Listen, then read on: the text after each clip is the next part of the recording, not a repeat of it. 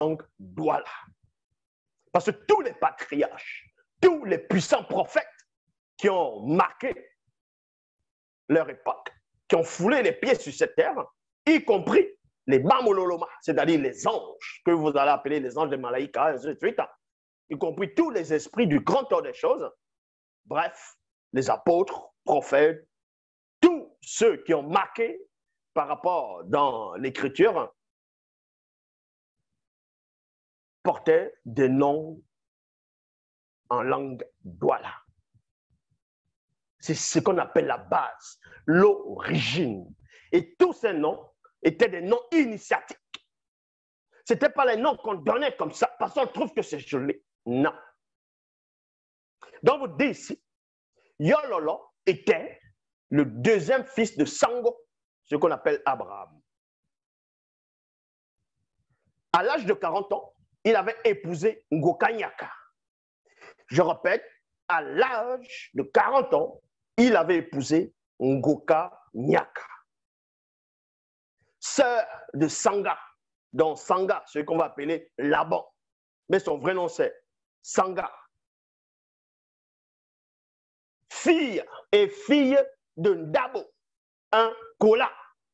Eux, ils vont traduire, ils vont dire araméen. Parce qu'ils vont déjà vous apprendre l'histoire du peuple élu de la race noire, afin de tout modifier. Parce qu'il y a des Tintins qui vont maintenant venir dire oui, les prophètes étaient des noirs, Jésus était noir. Mais donnez les vrais noms. Vous tirez vos sources d'où? Vous avez quel support? Voici le support. On vous donne même les pays où ils sont issus. La langue qui parlait. Je dis bien la langue. Donc, ils s'exprimaient. Les endroits, les lieux qu'on peut encore voir jusqu'à présent, qui existent encore.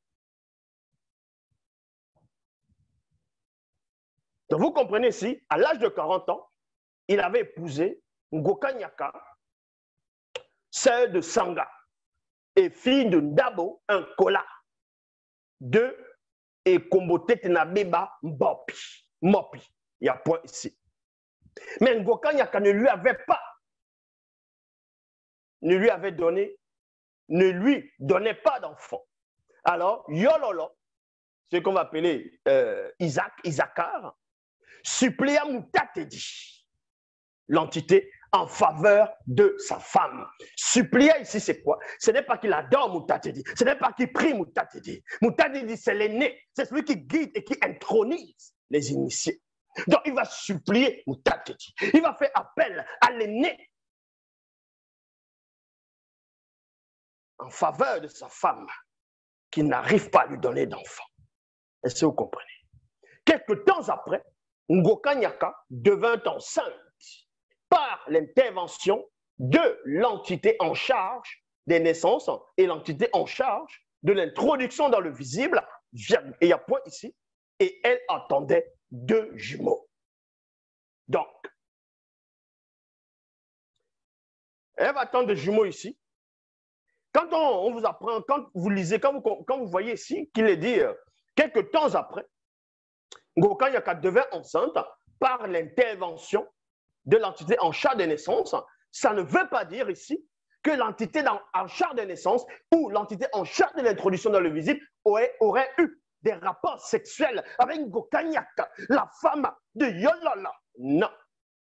Ça veut dire que derrière, ils ont débloqué le mécanisme qui l'empêchait d'enfanter et protégeait sa matrice.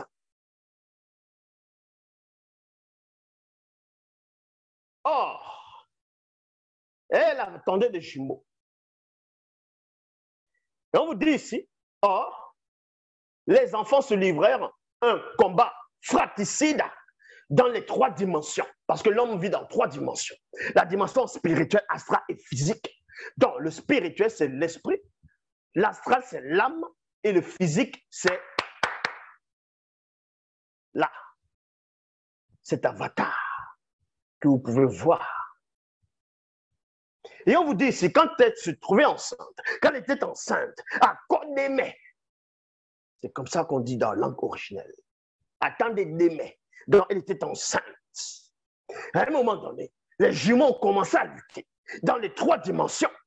Elle a ressenti l'onde de choc, elle a ressenti les vibrations, elle a ressenti la force, elle a ressenti la puissance de ses enfants. C'est ça qu'on vous dit ici. Or, les enfants se livraient un combat fratricide dans les 3 dimensions, spirituelle, astrale et physique, non visible à la vue. Visible étant dans le ventre de leur mère. Point. Et dans la suite, on vous dit, Ngokanyaka vit leur combat par les yeux de son esprit et s'écria. Si ça n'est ainsi, à quoi bon d'être enceinte? Parce qu'elle a capté, elle a pénétré que le jumeau qu'elle attendait était déjà ennemi. C'est pour ça qu'il y a des pauvres arrivistes, il y a des mongols, des têtards qui ne savent pas lire, qui ne comprennent rien du tout dans la spiritualité, vont vous dire que les 2 enfants, c'est 2 races distinctes, c'est la race noire et la race blanche. Que un, on va l'appeler Édom, donc les Édomites, ils vont dire les Édomites, c'est les blancs. Vous êtes dans la confusion, vous ne savez rien du tout. Ces 2 enfants étaient uniquement de race noire. Ngokanyaka vit les combats par les yeux de son esprit et s'écria, s'il en est ainsi, à quoi bon d'être enceinte? Elle alla consulter Moutatedi. Elle alla consulter Moutatedi. Et Moutatedi donnant cette révélation en Ngokanyaka et lui dit 2 points. Il y a 2 forces. Oh. Il y a 2 forces spirituelles complètement opposées dans ton ventre. Viens. 2 êtres distincts.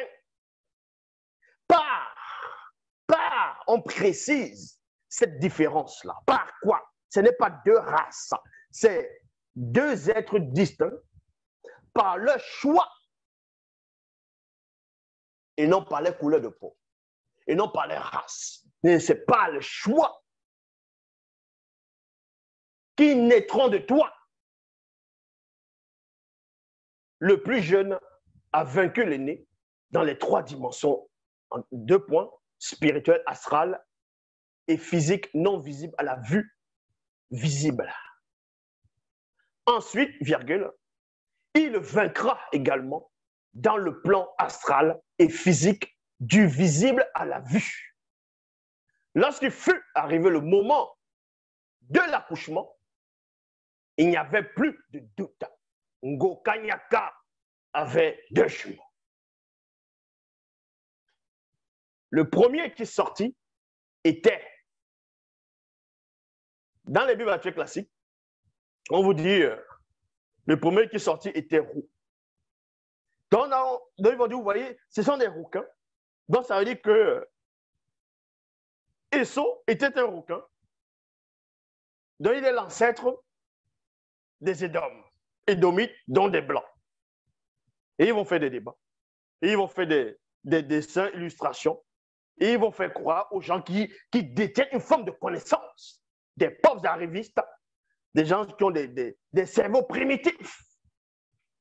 Mais on vous dit ici, le premier qui sortit était un jeune garçon noir et non blanc, et non métissé, et non roux.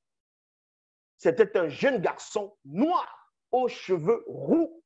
Il avait les cheveux roux. Sa peau n'était pas roux. C'était ses cheveux qui étaient roux. Est-ce que vous comprenez? Et pour quelle raison il avait les cheveux roux? Il était couvert de poils roux, comme l'agneau roux qui fut tué par Mundiwe.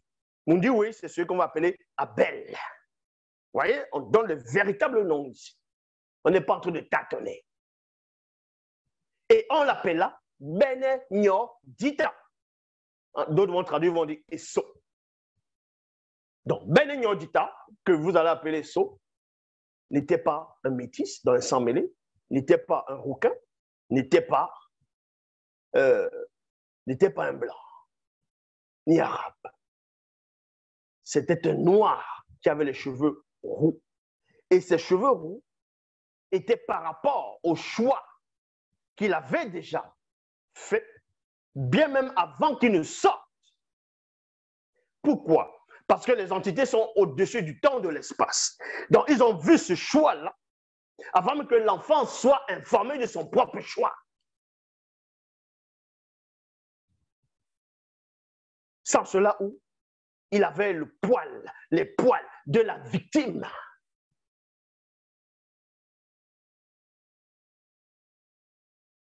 Et il ressemblait dans ce qu'on appelle Esau et Jacob, c'était des jumeaux. Quand on les voyait, c'était le même visage qu'on voyait.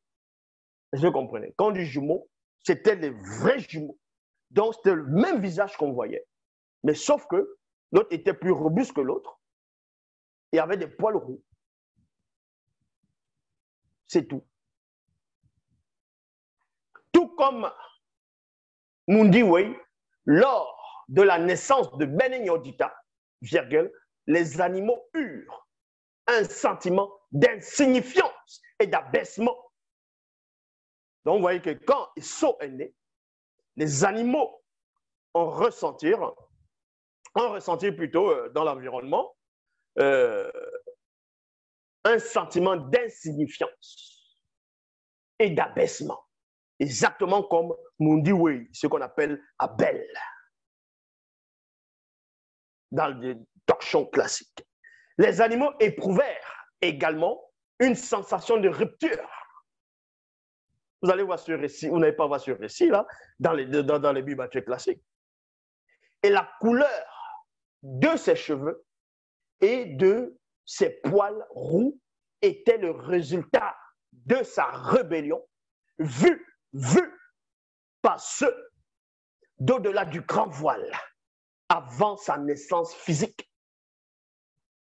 Ici, on est dans la spiritualité. On est dans les hautes fréquences. On n'est pas dans les sensations.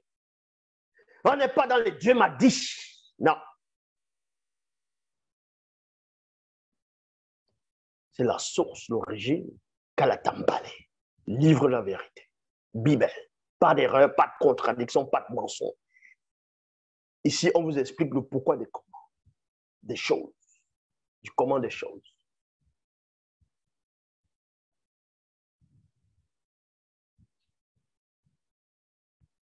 Après lui, sortit son frère, un beau garçon noir. Vous voyez, une telle précision.